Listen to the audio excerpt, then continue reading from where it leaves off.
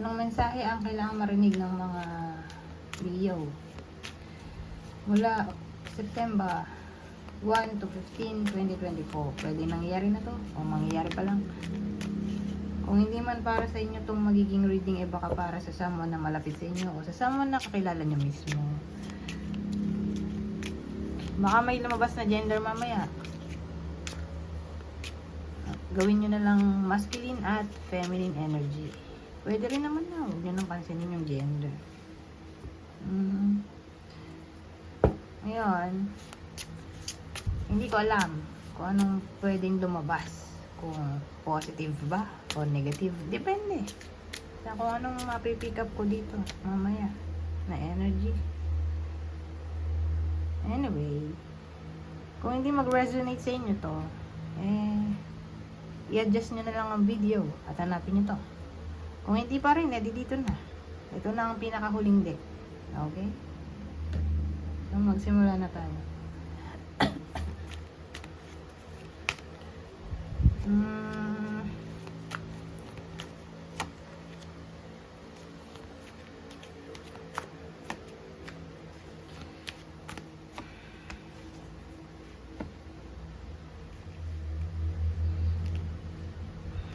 So, game.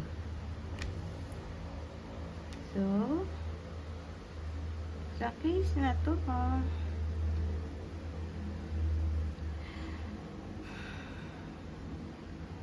well, may someone dito, probably babae.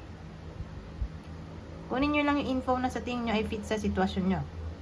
So, pwedeng kayo mismo to, itong babaeng sasabihin ko, oh, ito yung person nyo, o kakilala nyo na malapit sa inyo, ha? So, yung babae dito,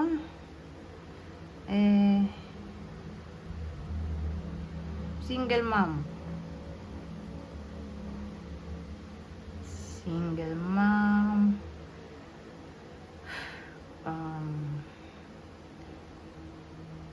Hirap siya sa pagbubuntis.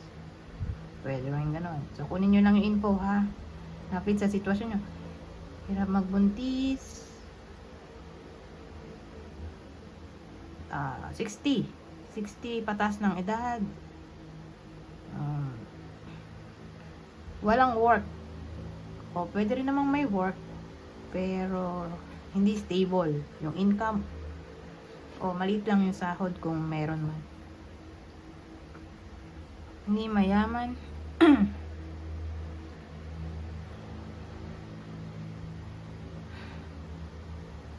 So, yun. So, yung babaeng to, sad siya ngayon. Hindi kasi matapos-tapos ang misteryo sa buhay niya. Hindi matapos-tapos ang mga bagay na hindi niya maintindihan. Bakit nangyayari? O bakit kailangan mangyari sa buhay niya to? Bakit kailangan ma-experience niya to? Marami siyang tanong sa isip na hindi niya masagot pa sa ngayon. So, sa madaling salita, marami siyang problema ngayon. O, ganun pa rin. Kung sakaling nangyayari na to, ganun pa rin. Hanggang September 15. Na nandito siya. Naghahanap pa rin ng kasagutan. Ano kaya itong mga problema na kinakaharap niya na hindi matapos-tapos? O, pabalik-balik sa buhay niya. Kung hindi na mag-resonate sa inyo to, sabihin natin lalaki kayo, hindi naman kayo maka-resonate. Hanapin nyo na to. Okay?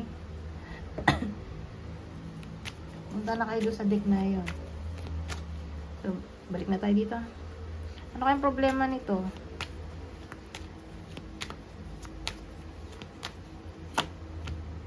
Wish.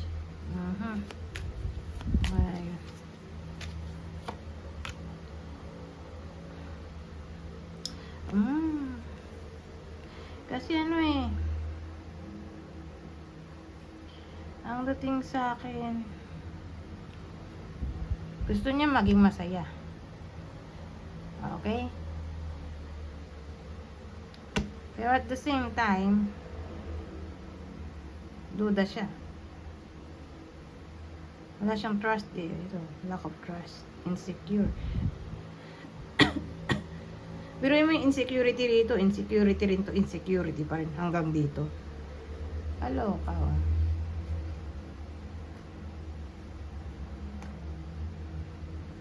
Kasi kung single pa to, sabihin natin, yun ang problema niya. Halimbawa lang. Ang tagal na niyang single, yun yung pinang-problema niya. Wala siyang mahanap na fit sa kanya. Kumbaga, gusto naman niya ma-inlove ulit.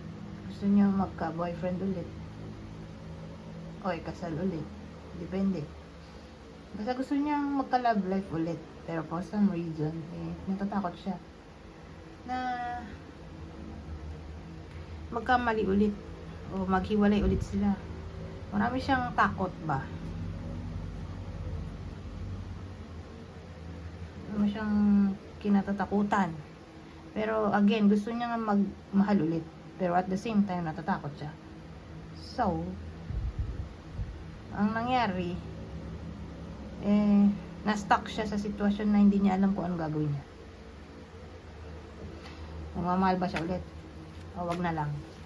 Pero, ang ending, parang wala na lang. Walang nangyari. Kasi single pa rin siya hanggang ngayon. Single mom to.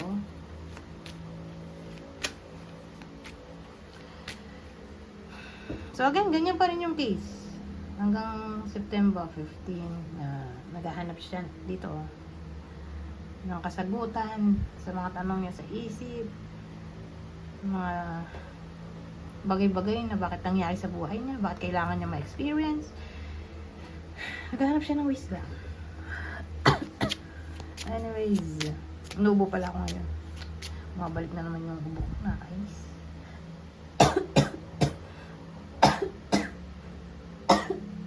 Pagpasensya nyo na.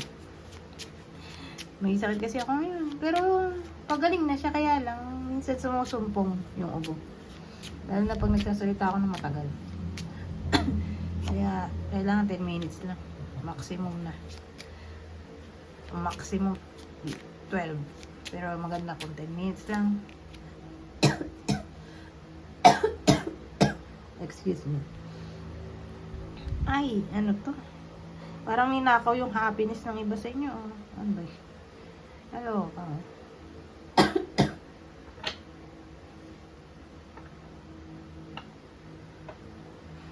Kasi kung nangyayari na to, hindi nila mababawi pa rin yun, yung nawala sa kanila.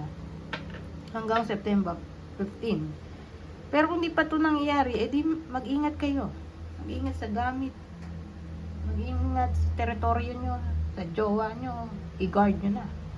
Para di mawala o di manakaw. Kasi yung nagpapasaya sa iba sa inyo, ito baka nga manakaw. Kaya beware. Okay? Maganda yung may babala kaysa yung huli na yung lahat. Wala ka nang magawa, di ba? Kaya mag-ingat.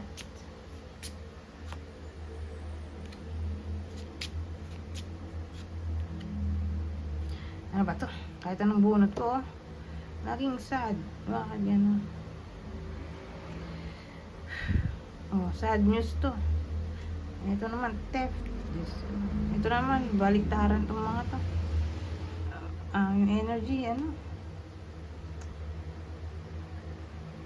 sad din, di ba? Kaya nga sabi ko sa inyo dun sa introduction ko, hindi ko masasabi kung anong lalabas. Kung positive ba o negative. Depende sa mapipick up kong energy. So, ganyan eh. Pero don't worry. Kasi hanggang August pa rin. August 30 kasi ngayon, 2024. Nakatingin ako sa kalendaryo. Hanggang September 15, 1 to 15 lang naman tong reading. Kaya, who knows? Baka naman September 16 onwards, may iba na ang energy, di ba? Pero sa case na to, Johnny, tapos sad news. So, pag kinumbine natin yan, ibig sabihin, madi-disappoint yung iba sa inyo regarding traveling siguro. Baka ma-cancel, ma-postpone. Sabi natin, may bibisita sa inyo. Baka di matuloy. May plano kayong gawin. Gumala, baka nga di matuloy. O ma-postpone lang. Ganun ang dating. So, sabihin natin, may occasion na pupuntahan yung iba sa inyo. Get together, reunion, gathering na lang. Baka nga di matuloy. O baka masira yung sasakyan. Kaya di matutuloy. O coding ba? O, basta tungkol siguro sa transportation. O mayroong barko. Mode of transportation ay magkaka-problem. Kaka-aberya. Halimbawa, flight.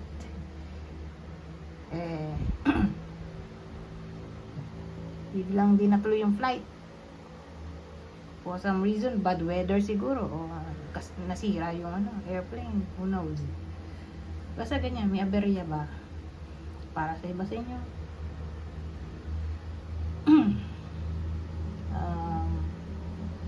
Ano pa ba?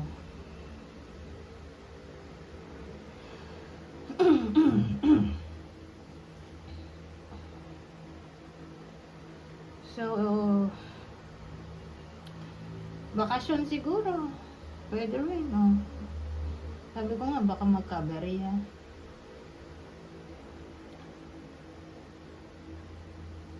O masiraan yung sinasakyan nila habang nabiyahe. Kalokaw. Baka maaksidente. Nako, habang nasa biyahe. O baka maka-encounter ng accident. Kaya nag-traffic. So, yun na siguro yung aberya.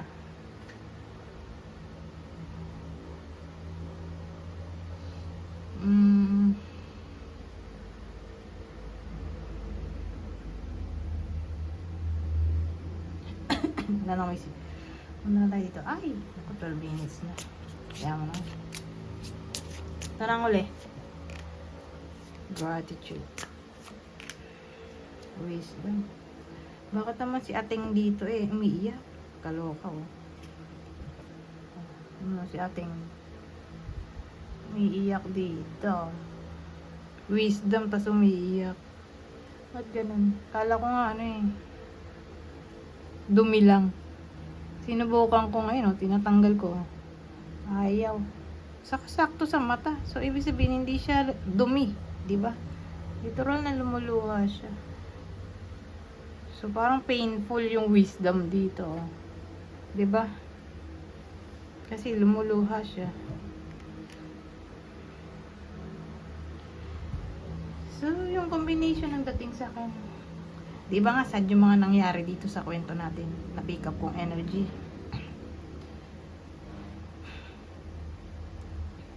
Kung baga,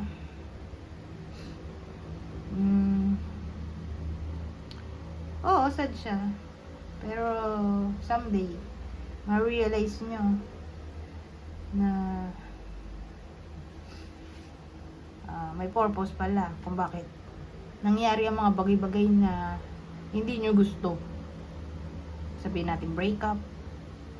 Siyempre, sino may gusto ng breakup, diba? Na para bang someday, ma-realize nyo na buti na lang nag-break. Kasi toxic pala. Toxic yung connection, hindi ma-realize ng iba sa inyo noong nagmamahal pa sila. Na yun nga, pagdating ng panahon, doon nila ma-realize na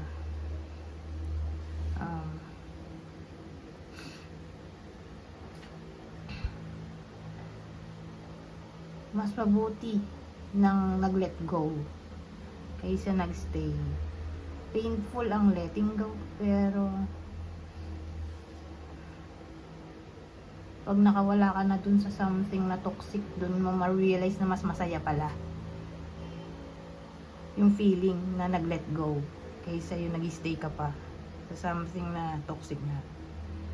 Ayun nga, magpapasalamat ka na finally nakawala ka na sa kinatotoxican ng iba sa inyo. Doon to appear sa future. Pag na-realize na ng iba sa inyo, yung wisdom na kailangan nilang matutunan dito. Pero probably, painful yung wisdom nga. Kaya iiyak dito yung babae, Yung experience na nakuha niya medyo painful. Either nangyayari na to o mangyayari pa lang. Pero again, sa future, magpapasalamat yung iba sa inyo na finally, nakawala na yung iba sa inyo sa something na toxic.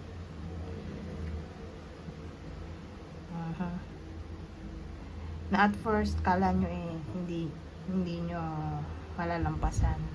Pero ito kayo, happy. Feeling victorious, feeling fresh, feeling energized. Kaysa nung panahon na naandun sa toxic situation na parang drain yung energy. Stress na stress. Pero dito, feeling fresh. Anyways, hanggang dito na lang. Goodbye po na.